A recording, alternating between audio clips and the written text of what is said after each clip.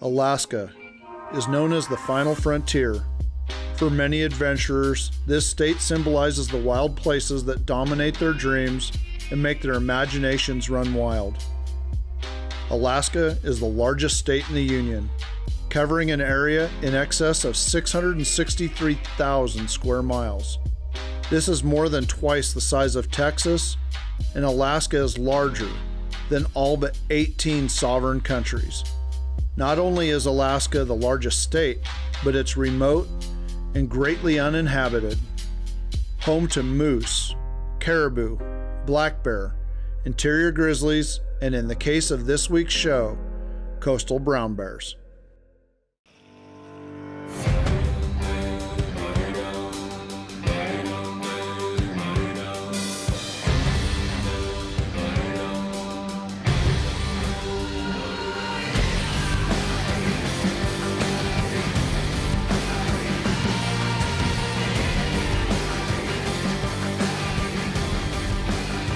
This episode of the Adventure Series is brought to you by Cordova Coolers, a cooler innovation. For decades, hunters have dreamed about adventures where they pursue the big coastal bears that live in the beautiful Alaskan wilderness that spans farther than the eye can see. This year, we're hunting on the famous Alaskan Peninsula. While Alaska has many good places to hunt brown bear and grizzly, the peninsula is home to the largest bears in Alaska and the finest brown bear hunting in the world. The peninsula is primarily made up of open rolling tundra and hills with small mountain ranges. The big bears den up on the mountains and each spring make their way down onto the tundra in search of food. The seasons are strictly regulated on the peninsula. Game Management Unit 9 only allows a spring season in May during even-numbered years, and a fall season in October during the odd-numbered years. And hunters who successfully harvest a bear in Game Management Unit 9 must wait 4 years before they can hunt there again. This regulation ensures that this tremendous bear population will remain in place for generations to come. The guides on the peninsula have to be as rugged and tough as the land itself. The vast tundra is accessed only by bush plane, and camp locations are carved out of the wilderness in the most game-rich and remote areas. Just a year earlier in April, and only a few hundred miles away, I hunted for brown bear as they emerged from their dens.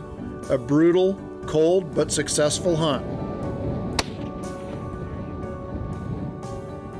This year, it's May. The snow is gone for most of the landscape, and the bears are prowling the tundra.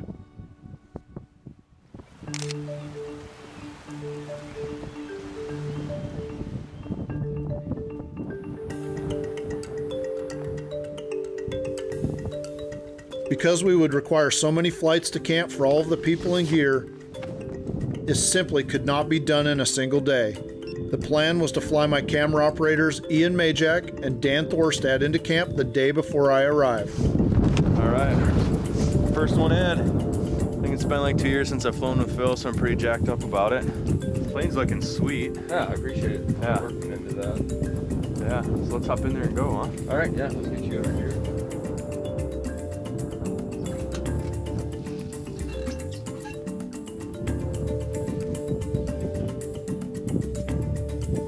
I have booked my hunt with Phil Bird, one of our longtime partners in Alaska, to outfit this hunt.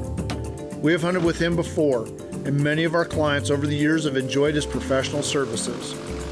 I was confident that this was a wise decision, and we worked out the logistics of a big camp, staffed with camera operators and a guest of mine that would be joining me on this hunt.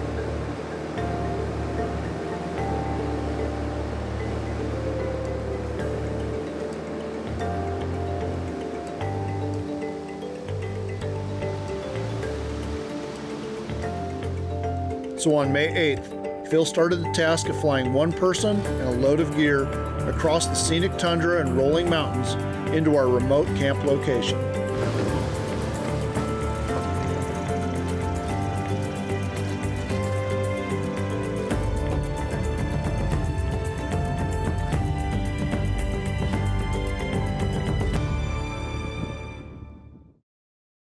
This segment of the Adventure Series is sponsored by Burris Optics.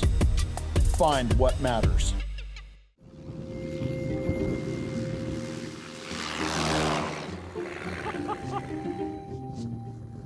While Phil had been flying Dan, Ian, and a lot of gear into camp, I had been doing some traveling of my own. From home to Seattle, and then the long flight to Anchorage.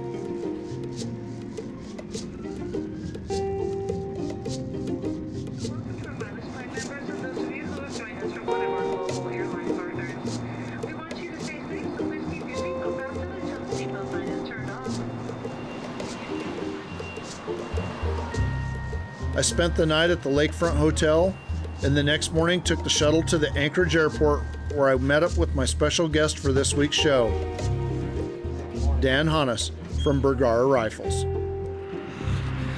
Where'd you come from? Atlanta. Not quite as rainy either.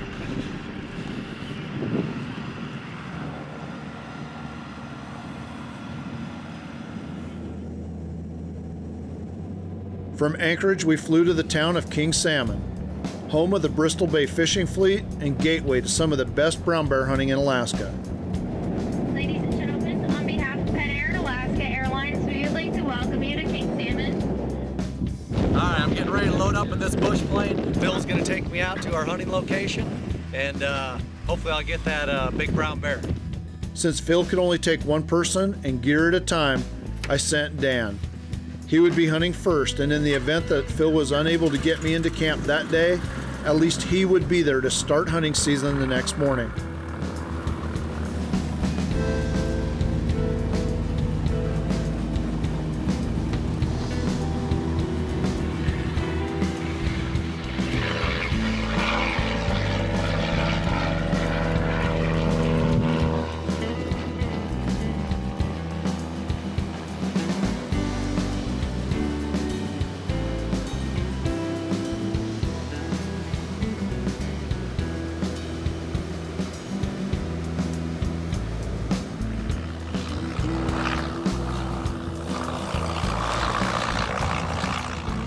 Phil safely landed on the hill above camp, and a few hours later was back for me.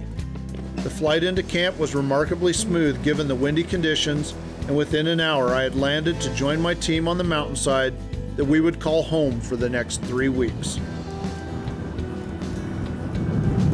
Pretty neat flight coming in. We actually just saw a really big bear around the other side of that hill in river bottom. He's going just underneath us here. The season opens tomorrow. Right now I'm just glad to be in camp. With all the wind, I didn't think we were going to get here.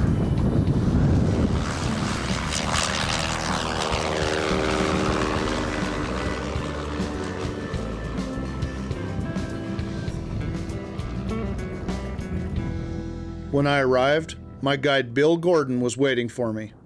He's a longtime professional Alaskan guide that specializes in the big bears. 3 seasons earlier, we worked together to get my client Floyd Brown a grizzly bear up in the Arctic, and I was eager for a reunion.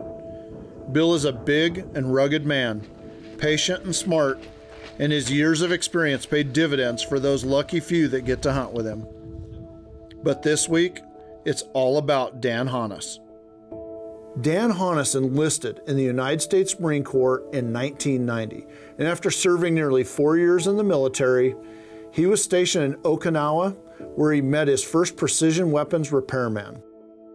For the next 6 years, he applied to the Precision Weapons School before being selected to attend the 1-year training that focuses on accurizing, basic machining, and other gunsmithing skills. In September of 2001, he was stationed in Quantico, Virginia, and was there firsthand to see the devastation of the 9/11 attacks on the Pentagon. In 2001, he was also promoted to section chief and project manager in the new precision weapons facility in Quantico, Virginia, where he worked from 2001 through 2005. In 2005, he deployed to Iraq with the 1st Recon Battalion, where they found themselves stationed on the front lines of the war in Fallujah. During this time, the Marines were battling insurgents in daily gun battles throughout the city. Snipers handling overwatch were critical to the success of the missions, and their rifles needed constant professional and precision gun work. It was then that Dan Honus became known for his gunsmithing skills.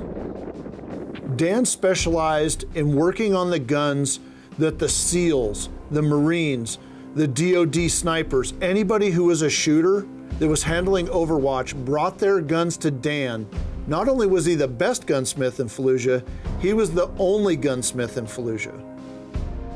Dan Honus served 2 tours in Iraq, both times in Fallujah. The first tour was an extended 8 months long, and the second tour 7 months in duration. While in Iraq on his second tour, he was promoted to Master Sergeant, and upon his return home, he was transferred to the Aberdeen Proving Grounds for 2 years, where he ran the MOS School for Small Arms Repair. In his final duty station, he was assigned to the Precision Weapons Section at Quantico, Virginia.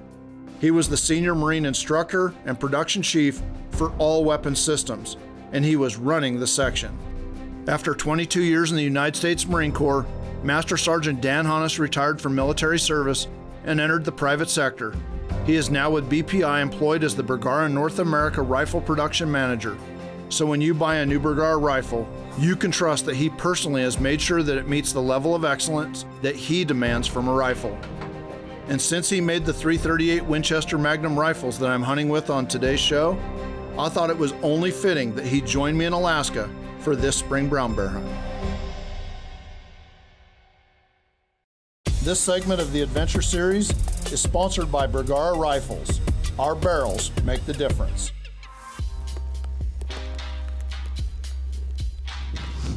We were getting ready this morning. Bill and Michael and Dan Honus walked up here to the top of the hill and glassing on the other side, and they spotted a bear down here. And they've taken off, and they've got a pretty good head start on us. Wasn't quite expecting the first morning of the hunt to start off like this. Normally it's an afternoon to evening thing with bears, but evidently there's one down here somewhere. We gotta hurry up and go catch him.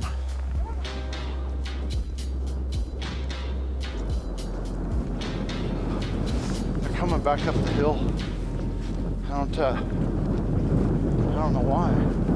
Unless the bear took off on them. It caught our wind. Oh, good. Downwind, yeah. Yeah, it was walking across it.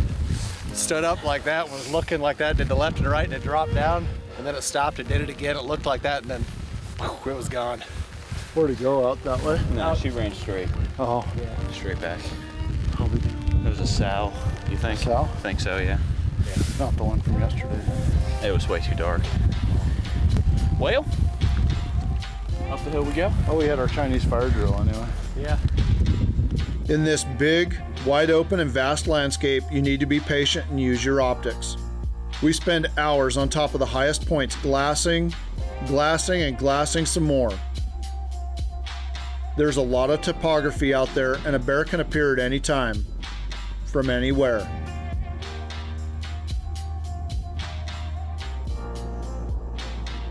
She's pretty. Oh, yeah, she's 550, 600 now.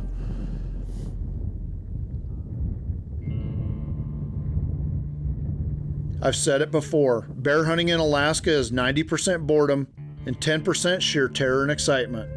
But in a landscape as beautiful as this, how can any moment be boring? And then the bad weather sets in, and boredom takes over a whole new meaning. Weather's just not letting up. This is at least 4.5 hours stuck in Alaska.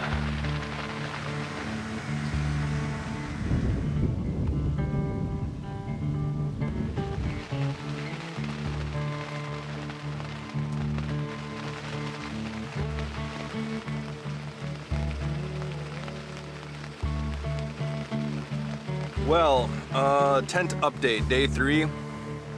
Thank God for delicious, warm, hot coffee. Keeps your spirits up when the weather's bad. And the weather's been pretty bad for the past 3 days or so, but it's Alaska. You know, thankfully this team all has enough experience where our patience has been tested. So here we are again with our patience being tested.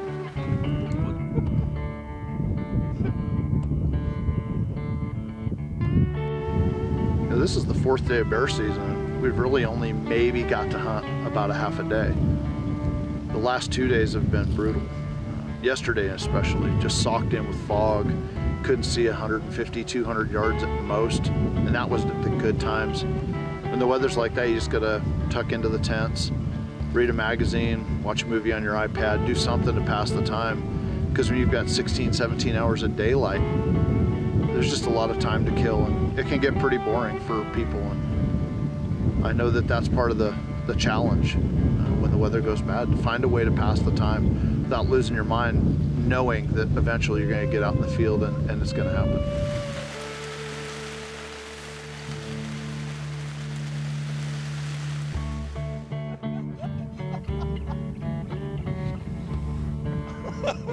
We're still fogged in a bit, but it lifts, and then it socks back in, it lifts up and it socks back in, but there's blue sky above us, the sun's trying to burn through, and by this afternoon, based on the forecast, we should be out hunting.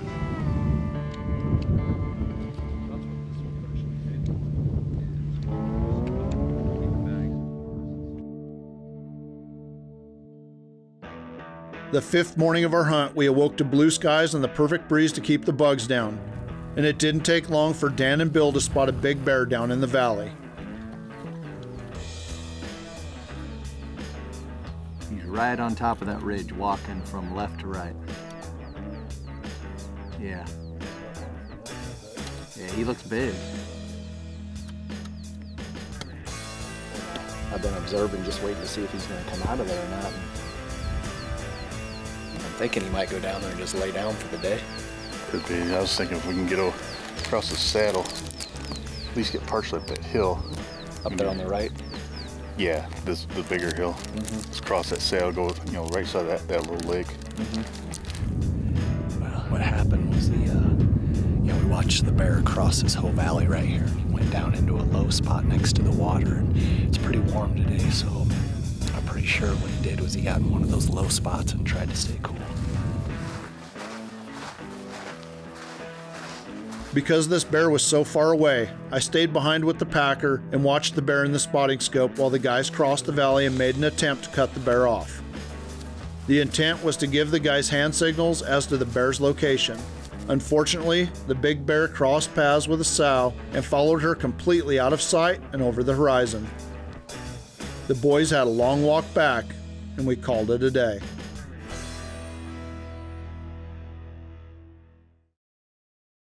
This segment of the Adventure Series is brought to you by Cordova Coolers, a cooler innovation. The next morning, Bill spotted another really big bear, and this one was a lot closer to camp, and he was coming in our direction. Everything was perfect, except the wind, which was blowing right at the big Bruin. But a bear this big was worth a try. I'm gonna babysit this bear in a spotting scope, make sure he stays on the path. Bill's gonna move everybody else down to the rocks, start to move toward him, move toward an intercept point. The wind is horrible, it couldn't be any worse. Blowing right at him, so we gotta hope that he gets someplace where we can kind of J-hook him or get way above him and shoot down. So, it's go time now. That's a hell of a bear.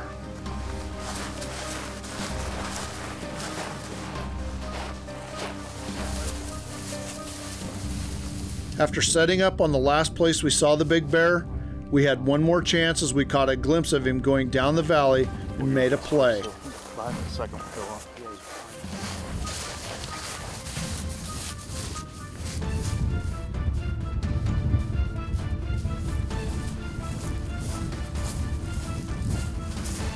Sneaking into each draw and expecting to see the huge boar at close range at any second.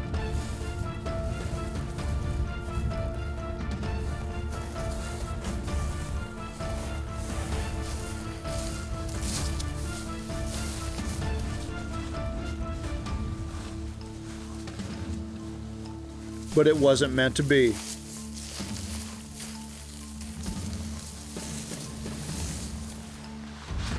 I mean, that bear was over 3/4 of a mile away, and it smelled us. We were all the way up on a hilltop, and he was down in the valley, so that really lets you know just how strong their noses are. So all we can do really is move over here, set up, and again, try to work with the wind in our favor, and hopefully we'll get a bear today. A few hours later, we hiked out of the valley and back to camp just before dark. We were seeing more and more bears. If the weather would hold, I liked our chances. After 2 straight days with stalks on big bears, we went to bed with visions of successful hunting the next day.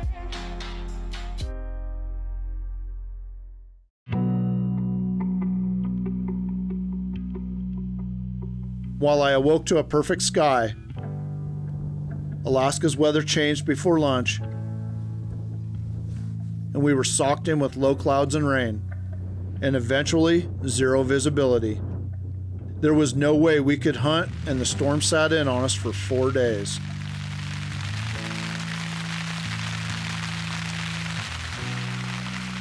Unable to hunt, we were stuck in the tents. Our hunt was supposed to end on May 20th, but the call came in that a good friend of mine would not be able to come on his scheduled hunt due to a heart problem.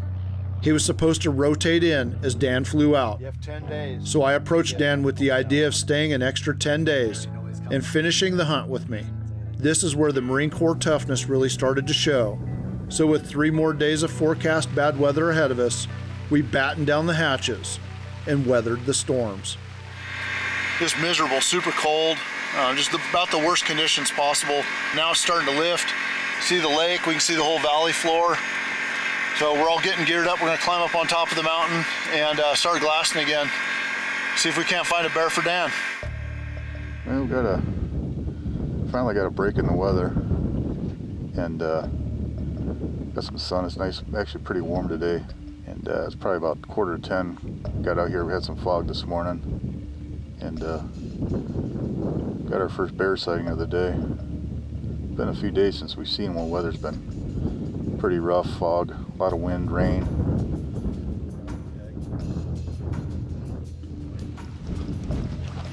What's up, bud? Looks like a nice bear. Oh, no kidding. Yeah. Far Hill. Far Hill. Yep. See that? Go down that, see that drain where that point comes down the drain? It's probably halfway up that hill. Let me go get the spot and scope. You stay on him, okay? Yep. Looks like a decent one. Yeah.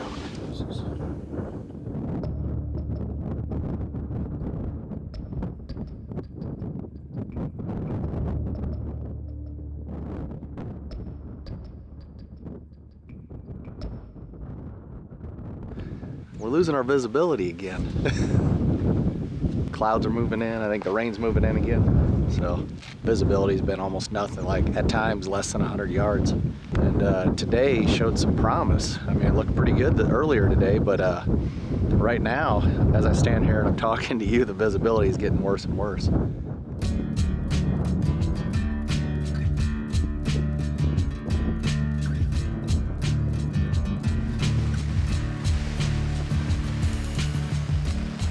This is where mental toughness plays a big role in the success or failure of hunting in Alaska. You're gonna drop the biggest whisper. It's easy to get bored and depressed. Many a hunter has quit early when the weather beat them down, but the experienced Alaskan hunters push through this downtime and look forward to the next day when the clouds lift and the hunt can resume.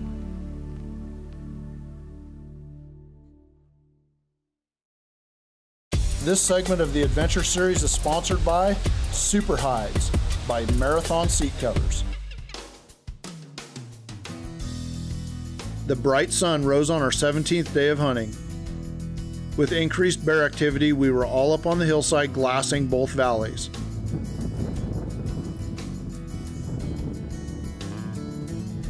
Bears were everywhere, and during mid to late May, the brown bears began their mating season, known as the rut. This was really our first day of observing a lot of rut behavior. However, most of the bears we were watching were on distant hillsides outside of our range for a stalk, so we filmed them through the spotting scope using our iPhone and phone scope adapter.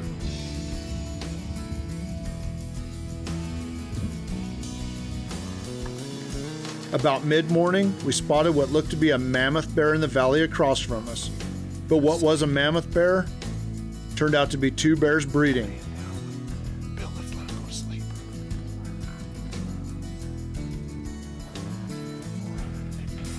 We captured this rarely seen footage using the phone scope and spotting scope and immediately packed up and began our stalk. While the bear was blindly in love, we were closing the distance. They separate. They still together. sitting there. Go across. There you go. Yeah, so before they start taking off, they're done. But we don't want to make racking noises when we get in that close. Yeah. Let's go ahead and do it. Let's load up.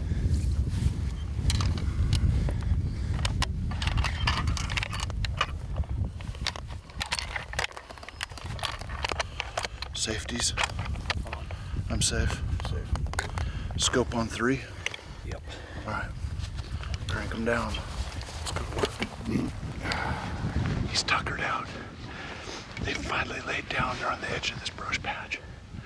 And they're starting to go to sleep. That's about the most ideal thing. We have the wind in our favor, the sun on our back. And bear's going to sleep. Give him a couple minutes, it'll be sound out.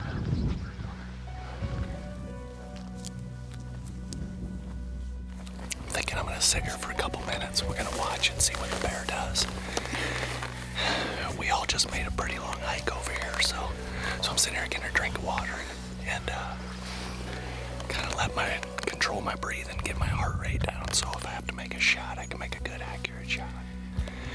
But right now the wind's in our face. First time yet on this hunt. All variables are in our favor. 2 bears up there, a sow and a boar. They're both laying down sleeping, so just hope everything goes right. Oh, the big guy. He's facing away from us. Let's do this. As we closed the distance on the now sleeping bears, I knew we would be leaving cover and in the open tundra. I wanted to be within 150 yards for the shot, but at 200 yards, we had a perfect setup. It was decision time. Bill had let me take the lead on the stalk, and I chose to press on and try to get closer. As we stepped from cover and into the open, we made it about 20 yards when a low-flying airplane buzzed over us and awoke the bears from their sleep. And within seconds, we're running the other way. It was now or never. Normally, I would never have someone shoot that distance at a brown bear, but Dan is a certified marksman, and he was shooting a gun that he had built, and his first shot was on the mark. There you go. You got him. His butt went down. Brown bears are dangerous animals. They're extremely tough and hard to bring down, and the rule of thumb with dangerous game, keep shooting. Coming down? Yeah, he's coming down. Spin. All right. How far is he? He's coming fast, you guys. He's coming. How far is he? He's coming quick, straight at us. The hilltop shots turned the bear, and he started back down the hillside right at us. 480. 480? 480. Ain't nothing. Within seconds, we had reloaded, and the big bear was a lot closer. And Dan took careful aim for the final shots. Done. Hit him again. Hit him. Oh yeah, that one got him. Hell yeah. Mic drop, baby. Woo! That's first brown bear. Yeah. Bill. Good job calling, buddy.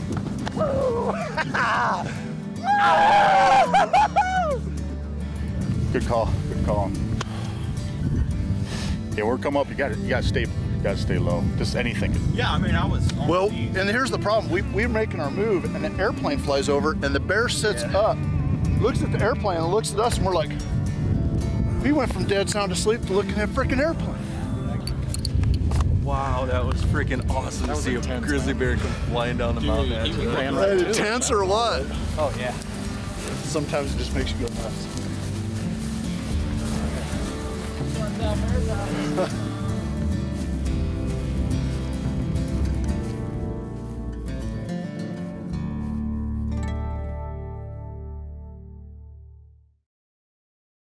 This segment is sponsored by Caldwell Shooting Supplies. Innovation defined, accuracy anywhere. Hit him. Oh yeah, that one got him. Congratulations, But he got a brown bear. Thanks. Ah, that was awesome. What a weight, huh? Yeah. When he came off the hill 100 miles an hour, I was just like, no, boys, don't pour the mortars at him yet. Let's let him come on down.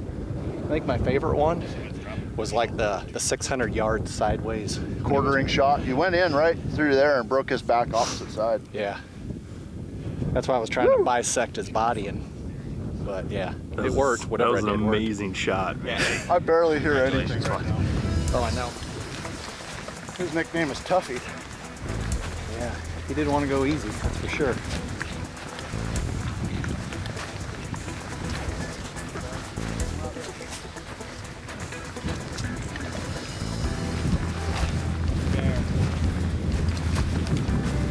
Is that a headshot? Swing your gun. Yeah. Oh, he's looking right at us. Yeah, he's looking right at us. Good stuff. That's that Jedi.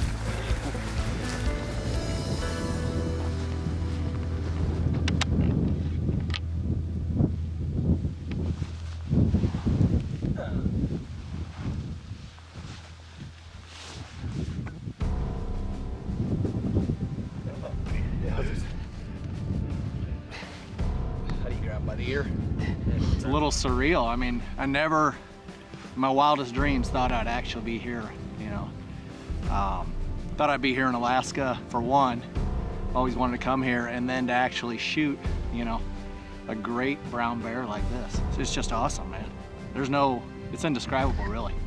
The only word that I can think of that'll truly describe this bear hunt, and I do not use this word often, epic. This was truly an epic hunt. Absolutely awesome.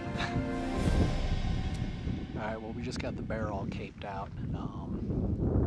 Got it ready to go. We just called Phil, our guide, and he's getting ready to fly in to come pick us up. We're just kind of getting the landing zone marked out for him, so it's gonna be a great way to finish it out.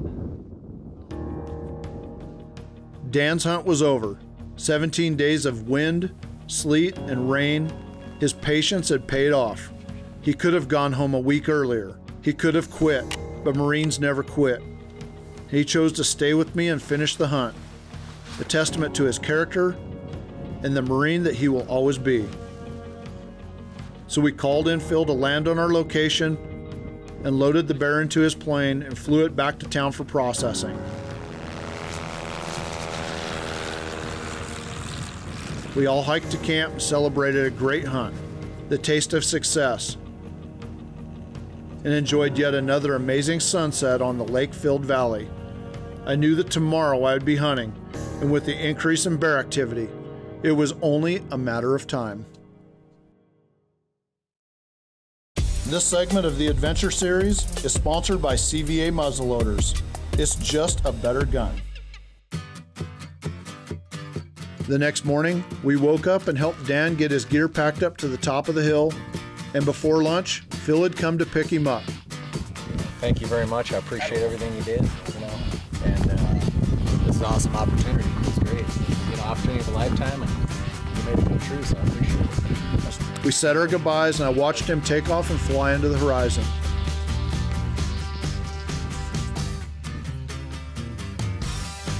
Secretly, there was a part of me that wanted to go too. I had been gone from home 3 weeks, most of those days in cold, wet conditions, but that's where experience and mental toughness comes into play. I'd come too far and invested too much time to quit short of the finish line. Bill and I knew that the best was yet to come, so we headed up the hill and started to glass. It didn't take Bill long to spot a big bear following a sow across the hillside. Just climbed back up on top of the hill for the evening hunt. It's still pretty warm, but Bill got up here and right off the bat spotted a bear down here in the bottom. We didn't get a real good look at it. I mean, I got 5 seconds a peek at it in my binoculars. We've got the spot and scope, so we're waiting for it to work its way out of the willows. For the first time, it's a bear that is literally in a perfect wind situation for us. That hasn't happened yet. So if this bear's big enough, we got a really good shot at getting him. So, hopefully he comes out. We watched as they came down off the hill and into the valley toward a small lake. So with the wind finally in our favor, we started our descent off of the hill and put ourselves on a path to intercept the traveling bears about 2 miles west of camp.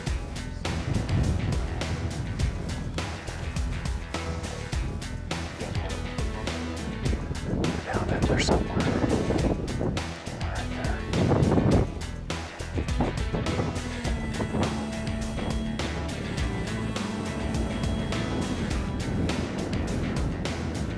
About halfway there, we stopped and glassed to find the bears and watched as they decided to take a break from the warm spring weather and take a swim in the small lake. Oh, there he is. Gotcha, okay.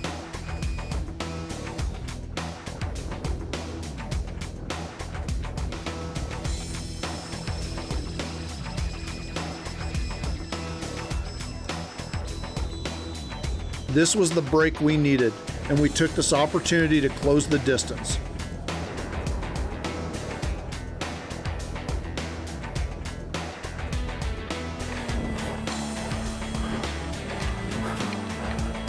He's just swimming.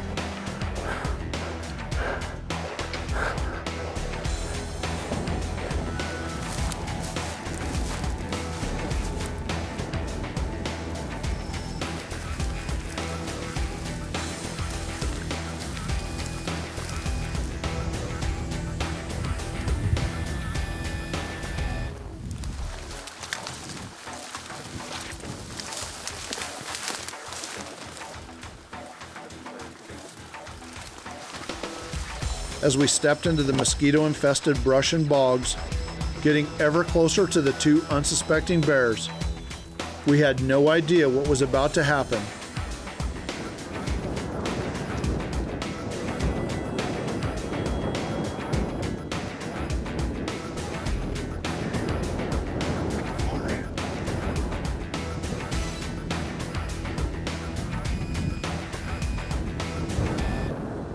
If they pop out and go the other direction, it's over. But if we follow this around, we got the wind, hook around, get up on that hump, pop over the hump. Let's say go that way. That's right. Yeah. Go down around like this. Yeah, go around the back of that hump on the pond. Pop up and give them the howdy howdy.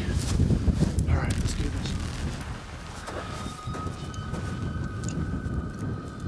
We had no idea that we were about to cross paths with two big Alaskan brown bears.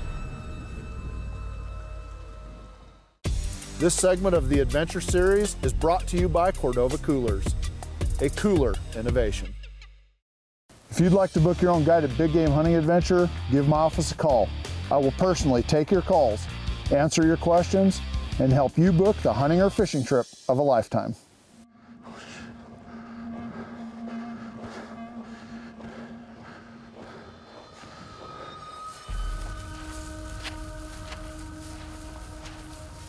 As we swung around below the lake, the two bears finished their swim and appeared on the top of the hill next to the water above us.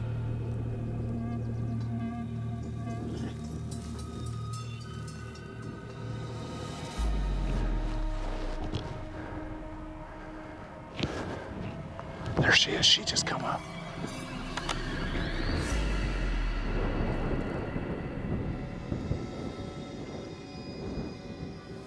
The wind had been perfect, and by chance, we had ended up in the right place at the right time. Things were happening very fast. Oh, I'm gonna wait till they're about 30. I'm gonna get him nice and close. Don't move, he sees it, he sees it.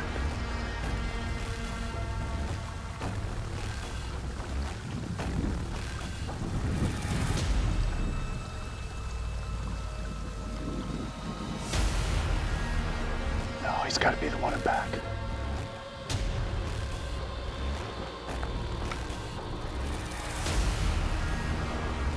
The one in back, guys, the one in back.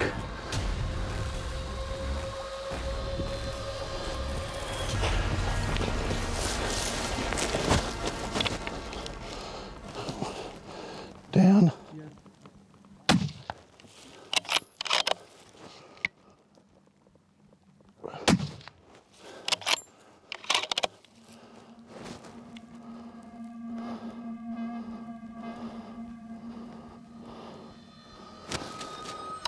Dunzo, baby.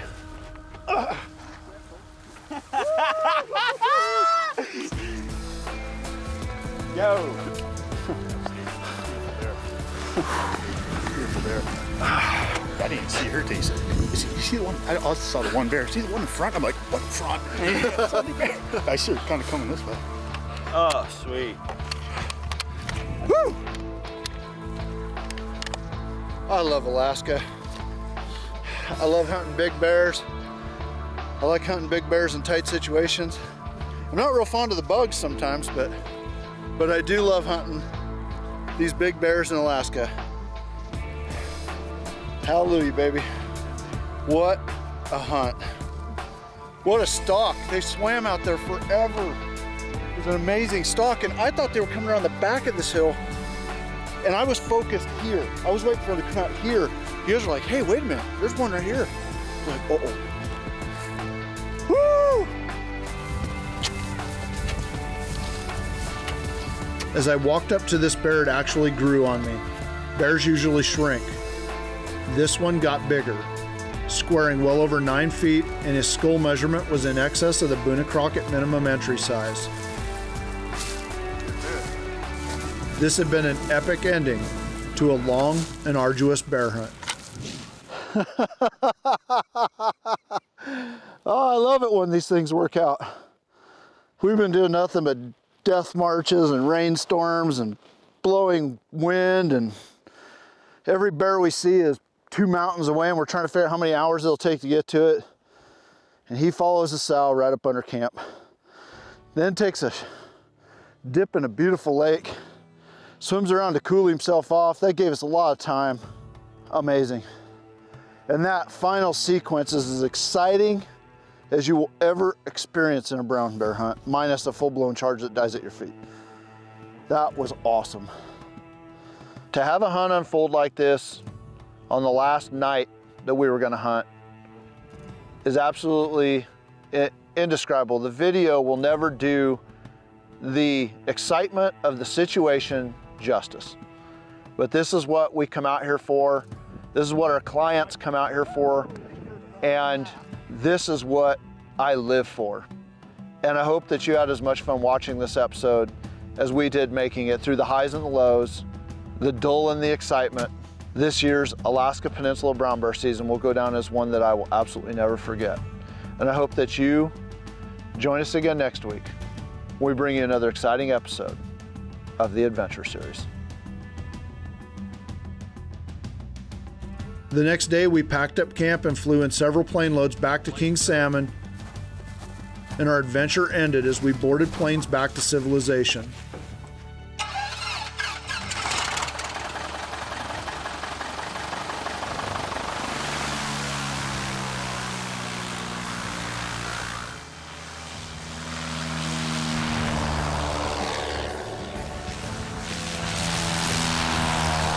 It's the end of May,